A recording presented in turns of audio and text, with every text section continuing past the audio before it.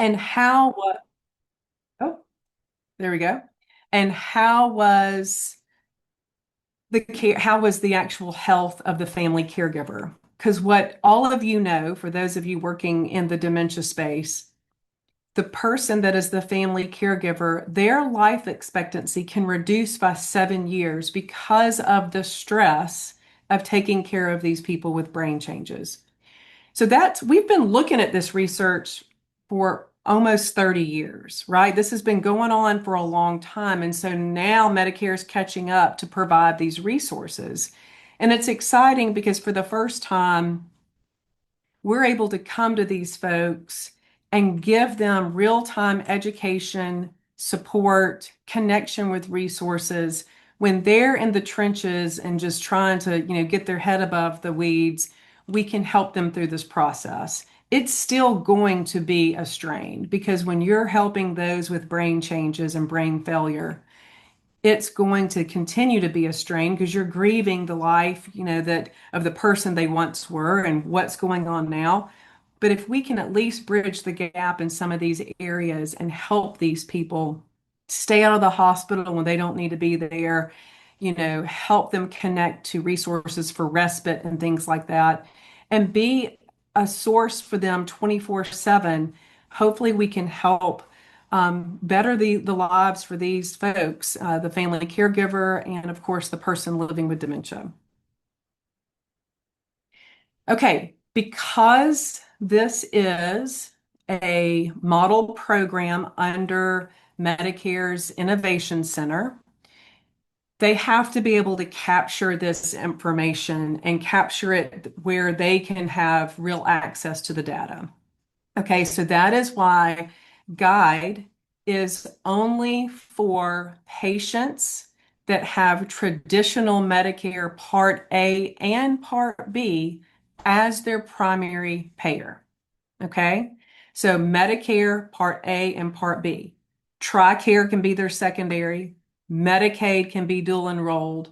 They can have supplemental plans, like C plus with Blue Cross, but they cannot be on an Advantage plan.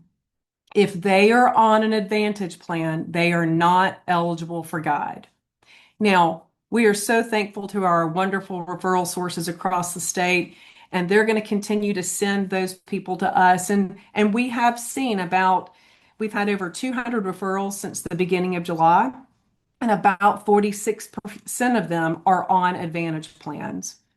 For those referral sources for us, we are going to send you back a report and let you know if somebody wasn't eligible. And if they're on an Advantage plan, they're not eligible. Now, of course, we're coming up on open enrollment. So if making a change for that particular patient is the right choice, we can encourage them to go, talk to a Medicare specialist, and they can review is an Advantage plan right for them for the following year. And if not, if they felt like traditional Medicare was the right fit, then maybe Guide could be a right fit starting in January if they were to change their insurance coverage. But again, traditional Medicare, Part A and Part B have to be primary. We came across a situation early on in our guide process that a family had a husband and wife had Part B. So we thought they were okay. So the process when we get a referral, and I'm going to kind of go through that in another slide more detail, but just because we've verified that they have Medicare Part B, we still have to get the final approval for Medicare, and it's about a 3 to 4 week process. And so in this situation, this lovely husband and wife, both living with dementia and living with their daughter, had Part B, and we discovered after alignment that they did not have Part A. So, because they didn't have both, they were not aligned for guide services. And you can see that if there was, a family that had immigrated over the last, 10, 15, 20 years or so forth.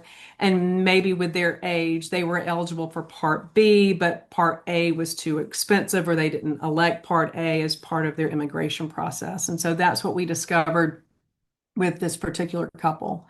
Um, if they have a confirmed diagnosis of dementia or even a suspected diagnosis of dementia, call us. We can walk you through that process. We don't have to look at MRIs or PET scans or CTs or anything like that. Doesn't have to be a neuropsych evaluation. Call us, and our intake specialist will walk you through that process and ask some questions. And so I'm going to go through that process as well. Um, the referral does not have to come from a doctor. And so we're going to talk about that too. So who's eligible? Traditional Medicare beneficiaries, Part A and Part B, are primary. They live anywhere but in a nursing home or a PACE organization or part of PACE. Okay. So they can live at home, in an independent living community, in an assisted living community, in a memory care or SCALF in the state of Alabama. They can live in a group home. They just cannot live long term in a nursing home. Maybe they're in short term rehab, but their goal is to return home or goal to move to an assisted living. That's fine. They just cannot be living long term in a nursing home as a long term resident. They can't be on hospice. Let me reiterate that. They cannot be on hospice or in a PACE organization. Now, as we've gone and made our home visits for our newly aligned beneficiaries, we've discovered when we go in the home that hospice really is the right fit for this patient. And we will walk that family through the hospice process. And we can even go ahead and refer hospice with our dementia proficient clinicians. So we've had six of the patients that we've aligned since July 1st. We went ahead and helped them transition to hospice because it was the better fit for them. And honestly, if you're getting the robust services of hospice, that's really where you need to be in that moment. But if the patient is on hospice already, or living in a nursing home, or has a Medicare Advantage plan, they're not eligible. Okay, what are we? Let me see. Let me go through. Okay, I'm going to go ahead and go through the referral process, and then I'm going to come back to the other things that we're offering. Okay, so the referral process, and I don't have the timeline on here, but these are ways, and you'll see the guide at LCS Care Solutions. I'm actually going to even update to our guide at Life Care for Seniors in the chat. Actually use that guide at lifecareforseniors.com. That is our correct website, but you can go there. You can also fax, and I'm going to put this in here too. This is our fax. So how our referral partners or families are referring to us is either through our email, on our website, which on our website goes directly, there's a guide page on there, and you can use the fillable form there, and it goes straight to our intake team. You can call our office number. You can fax, which I've put the fax in the chat as well. So either whether it's fax, email, or phone, our intake team will take that information and they're going to ask a couple of questions. So they're going to get some information about the person that's living with dementia that you're referring, their family caregiver. They're going to get from about the patient, they're going to get the name, date of birth, and their insurance number. We can tell pretty quickly by the insurance number if it's Medicare Advantage. Traditional Medicare is going to have the mix of numbers and letters, right? So once we get that information, then we go through our MAC, which is Palmetto GBA. That's who we use in the Southeast for Medicare remittance and reconciliation. So we actually put that information into Palmetto GBA, and we confirm that this patient has Medicare A and B as their primary. And you can also see if they're on hospice. And so we're doing a double check there. Then we're going to call the family caregiver. And when we call the family caregiver, we're going to ask a number of different questions. And so we're going to get more information about the person living with dementia. And what we use is either the clinical dementia rating scale or the FAST scale. So based on those, then we're going to get information about the family caregiver, and that includes the family member's date of birth because Medicare wants this information. Then we're going to do the promise scale for the person living with dementia, and that's again questions we're going to ask the family caregiver.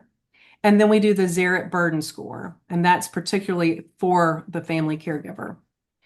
Once we get all of that information, then we have to submit it to a portal for Medicare. And right now with Guide, we have about 7 portals that we have to use. And so there's a health data reporting screen that we send into Medicare. And it takes about 3 weeks, 3 to 4 weeks for us to get alignment after that phone assessment. Okay. Once we know that they're aligned, a care navigator from our team is going to follow up with that family and schedule an in-home assessment visit. Okay. So if I go back a couple of pages, Emma, let's see. So this is what we're required to do as a guide participant. So when it says develop the comprehensive care plan, that's kind of in sync with that first phone assessment and then the in-home assessment. So we're required within 60 days to go visit this family in their home. So once we go in their home, we're looking at safety, we're getting medical history, medications, talking more to the family, talking about their emergency plan, their advanced care planning. And we're identifying, somewhere between 3 to 5, 3 to 7 goals that we're going to be working ongoing with this family. We're going to be looking at their medications. So in some situations, we've done a full med reconciliation for these patients, and we've identified a local pharmacy that might do pill packing for them, or we've discussed with the family how to better manage their medications. Are some of these medications, are there major drug interactions? If that's the case, then our medical director and our chief clinical officer are looking at those things and recommending other medications. We're going to provide at least monthly ongoing monitoring and support. So there's 3 different tiers that Medicare approves these participants or these beneficiaries. It's low complexity, meaning they've got like mild dementia, moderate complexity, and high complexity. For our high complexity tiers, they're going to get at least 2 phone calls from us a month. For our moderate and low, they're going to get a touch from us once a month. However, all of our beneficiaries get 24/7 access to us. So our team is on call 24/7. At any given time, they can call us if they've got a question. We're going to help with ongoing care coordination and transitional care. So if they are hospitalized, we're going to help follow through with those things. If they're getting ready for a doctor's appointment, we're going to be helping them set up what to ask their doctors. One of the requirements of the guide program is that after we've done their in-home assessment, we send to their primary care physician the comprehensive plan of care that we've set up for these beneficiaries. We're going to refer them to local resources, national resources, help connect the family with caregiver support if there's a local support group and education. We also have a partnership with TIPA Snow and the Positive Approach to Care team, where we have licensing access to over 214 videos that TIPA has put together that range from all different kinds of education and resources for these people living with dementia. It could be something as simple as how to help someone take a shower, how to have a difficult conversation about driving, when to talk about, bringing in care, when to talk about transitioning care, maybe to an assisted living. So we then tailor our online program called Paths for each of these family members and provide specific education for these family members through our program called Paths and through TIPA Snow's resources. Also, if Medicare is going to determine if this beneficiary is approved for respite.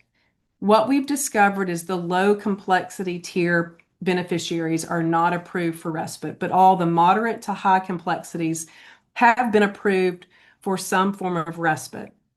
And that respite is up to $2,500 a year in either in-home care or at a daycare or overnight, like in an assisted living or memory care. And that has to be provided by our partner organizations. So we have partner organizations across the state of Alabama, and those partners actually had to get approved by Medicare. So there's a separate portal that we send in the information about that partner organization. And it takes about 3 to 4 months for Medicare to approve those partner organizations. So even though we may identify a caregiving group that we want to work with, it could take about 3 or 4 months before they're aligned. But we already have at least one caregiving group that covers the entire state of Alabama. We have about 3 caregiving groups across the state total that are doing the in-home respite. We have 8 respite and adult daycare programs that have been approved. So these again are the 9 domains that we're required to provide ongoing for our guide beneficiaries. Here is our team. So the team part's covering up my name, but you don't really need to know about that.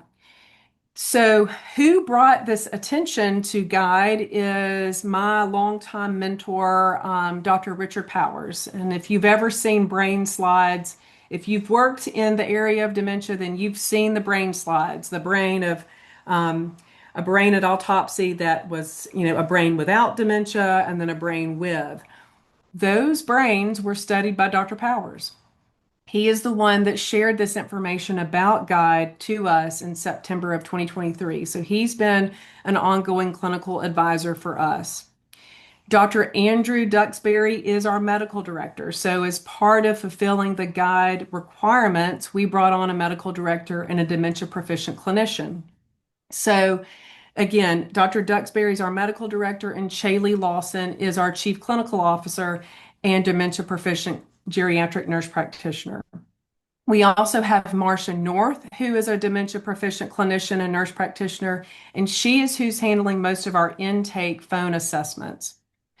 We've got Tracy Smith, who runs our Auburn and Opelika office, and she's covering a lot of that area. And then you'll see our other team and all our care navigators that are listed here. So we have a very robust group of care navigators that include OT, PT, social work, counseling, again, the geriatric nurse practitioners, nursing, gerontology, and so forth. So we've got a very robust team, and we'll be growing that team as we cover all the areas that we're going to be providing this service across the state.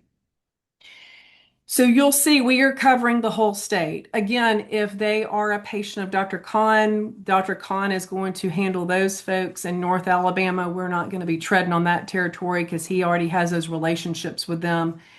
But we have discovered is that I don't think he's going to be going outside of his existing patient panel. But we are covering the whole state. Right now, those of us that are doing the home visits, I'm doing the home visits. Shaylee Lawson, our chief clinical officer, she's doing the home visits. Nicole Crawford in Birmingham and Tracy Smith in our Auburn and Opelika office. So on Thursday, I'm going down to Baldwin County and Clark County to do a couple of home visits. And that's what's great about our organization is we are local to Alabama. We live in Alabama. We understand healthcare and dementia care in Alabama. So if a family connects with us, they're going to have one of us on the team that's going to be seeing them in their home. And our care navigators are all obviously in Alabama and understand the complexities and have connections with the local resources. So again, we talked about the referral process and how to get connected with us.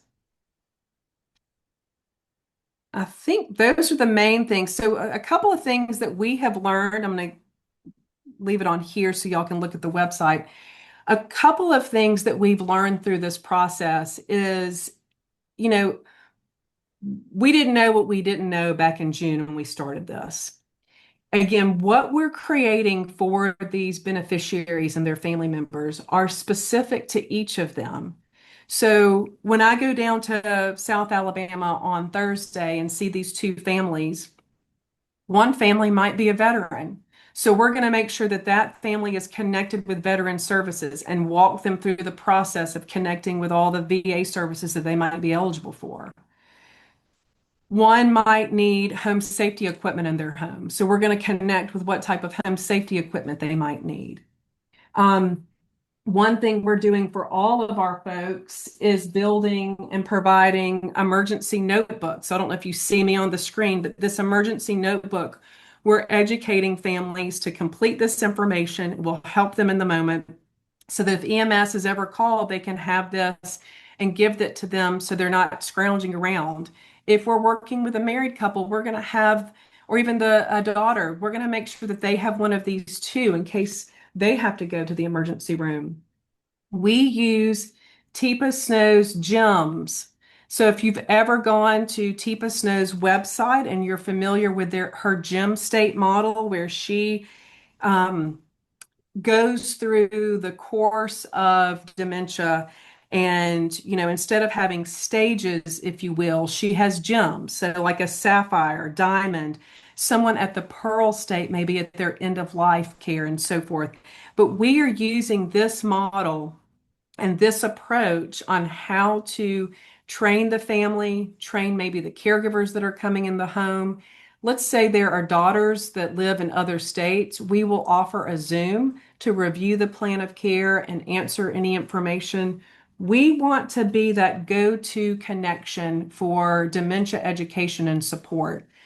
What we know as people living with dementia as their disease progresses, and as their brain is changing and failing, if you will, that it's not necessarily medications that we're throwing at these folks. It's going to be behavior modification, environment modification. And we're going to teach those families and walk that journey with them as these things are going on. Or it could be something as simple as I had a family member take their mother-in-law to their hairdresser. And the hairdresser noticed some stuff going on in the scalp of this particular patient. She sent me a picture. I sent it to Dr. Duxbury and to Chaley Lawson. They looked at it. They immediately said, yep, this is like some type of fungal, you know, uh, a fungal disease that was going on in her scalp. They immediately sent the prescribed shampoo, prescription shampoo to their pharmacy, and they were able to get that information. We have a lady that uses the PureWick, and that gets pretty expensive. So we were able to find a resource that could get discounted PureWick supplies. So we were able to send that to the family member. Several folks across the state may qualify for Alzheimer's of Central Alabama's incontinence scholarships or daycare scholarships. We talked about guide respite, but that may only go so far. So I had a wonderful family that I was working with in West Alabama that needed incontinence supplies. I was able to connect them with ACA, help them complete the scholarship, get that to Cindy Kirkland and ACA's office, and the following month that family was able to get incontinence supplies. So it's looking through all of those different things and identifying what resources are available for that patient. In areas that Panda might be available through the AAAs, we want to connect them with that. It's been a learning process. We didn't know what we didn't know. And so we've learned a lot in the last 2.5 months. Definitely by the end of the year, this is going to be a well-oiled machine. But, we know dementia care. We know the resources across the state. we're looking at how to best fit connecting these families with these resources and this ongoing education and support. Um, that's a lot of information at one time. Would love to entertain any questions that people might have and how they can connect with us.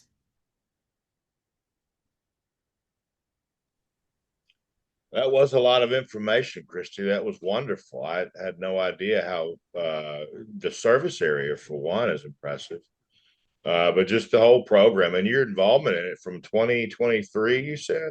Hmm. That's amazing. Yep, yep. So we took the fall of 23 to write the application, found out in April of 24, and really have been building the program since then so that we could launch in July. Hmm. And so, truly, this is still in development. I mean, it could be that Medicare deems this is not a way to spend its money. Yeah, so this program will go on for 7 more years. Well, a little less than 7 more years through 2032. So this program is earmarked through 2032. Uh-huh. And when it shows that it's successful in doing those things, reducing hospital utilization, reducing nursing home placement, and helping decrease some of the burden for the caregiver, then they'll push this on usually to Advantage plans at that point. But this program will be around until 2032 as far as for traditional Medicare patients.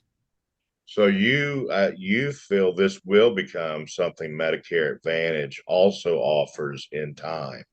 I do. I do. And we've seen that with other programs that have been developed under CMMI. So we're hopeful that it'll show what it needs to show and it eventually will be pushed to Med Advantage. Right now it is not. So Well, we have thank you one for that. comment. Ms. McKenzie says this is great information to have on hand if needed. I think the program will have a huge impact for these patients and families too. I do as well. I wonder how the nursing homes feel about this program. I mean, I've got friends across the state that are operators in nursing home and they've been very open to it. So, I mean, obviously, this goal is to reduce nursing home placement, but they understand that a lot of people, that's a big burden when people have to go to the nursing home. So we've been well received by them. That's great. Yep. Miss Ming says perfect. And I'll read now the evaluation link for y'all one more time, particularly those that may be on YouTube. If you're on YouTube, you must do the evaluation to receive credit for this CEU.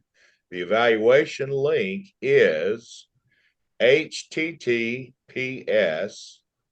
colon // www.surveymonkey.com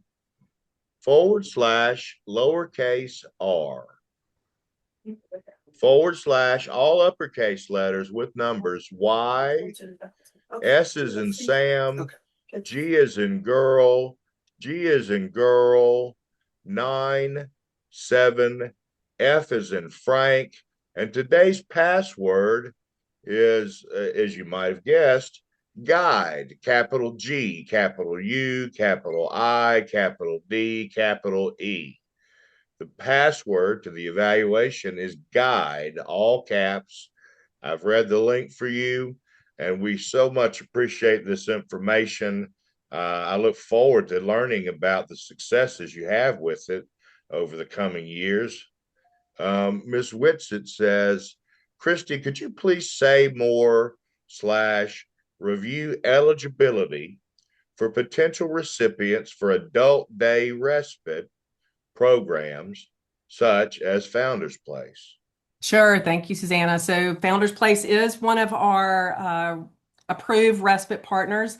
Again, going back to the plan of care, when we go into the home and visit these families, let's take Founders Place, for example. If there is a family in the area of Founders Place, which Founders Place is here in Birmingham, Alabama, and that family could benefit from respite, then what we will do is connect, like Susanna operates Founders Place. We would then contact Susanna and say, hey, I've got Miss Smith that is eligible for guide respite.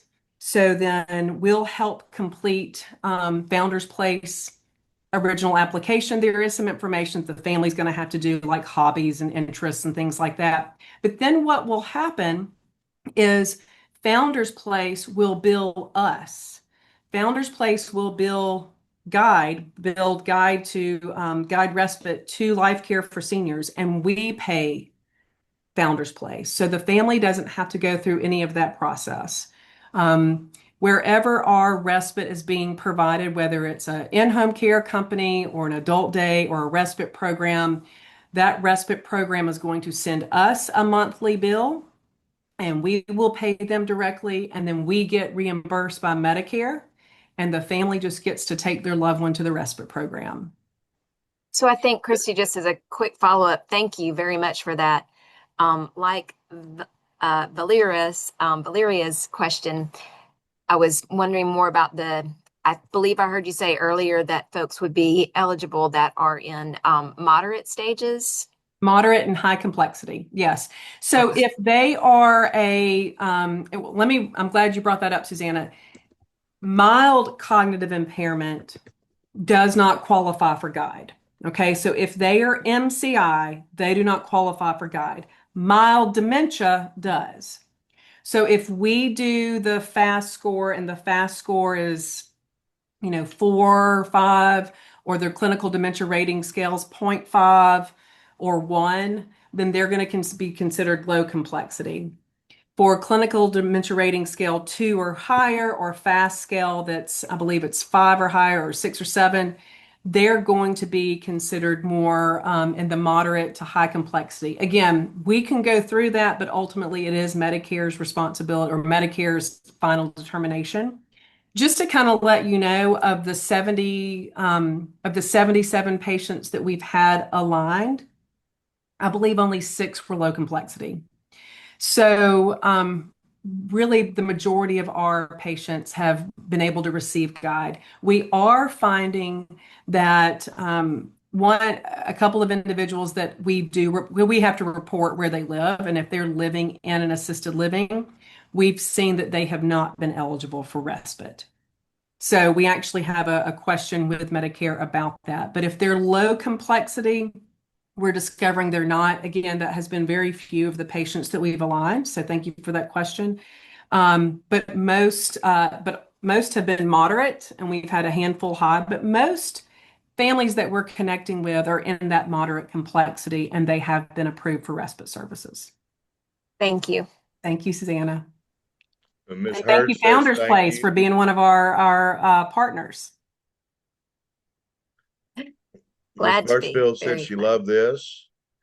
And Miss Corner has a question. Christy, will you repeat the info on who would be eligible for the $2,500 respite per year for patients with an unpaid caregiver?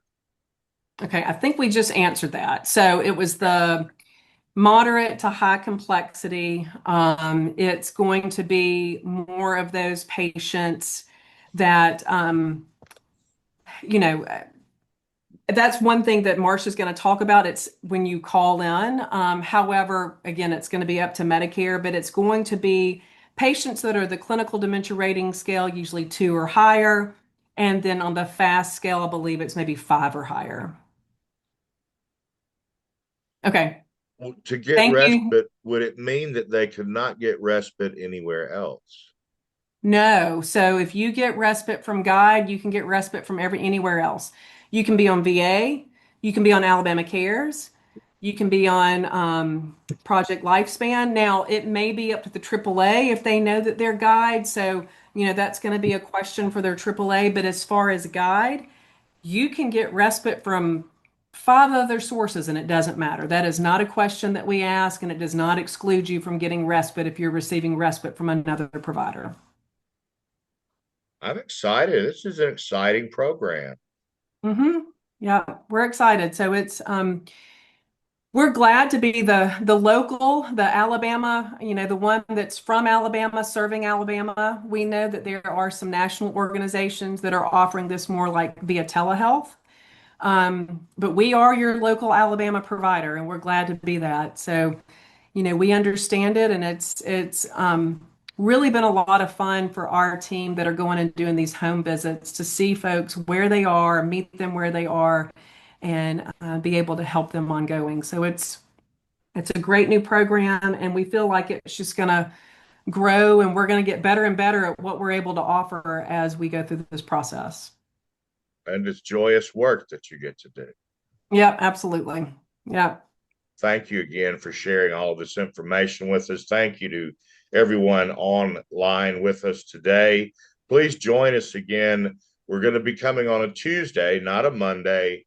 On Tuesday, October 7th, we'll have Wayne Rogers, who's from the Jefferson County Sheriff's Department, who will share with us more about the crisis intervention programs and how those relate to mental health and the police force and others. So please join us. You can always go to our website at carepatrol.com and register, or get on our email list. Thank you, Ms. Baines. Thank you, everyone. Thank you, Christy. You've put your email, and I'll copy. You put your email out when I send the certificates out. And thank you all again. Everyone have a great couple of weeks. And thank you for what you do. And thank you for being here today. All right. Happy Monday. Thank you, Yes, happy Sean. Monday. Thanks Bye. so much. Thank you, Susanna.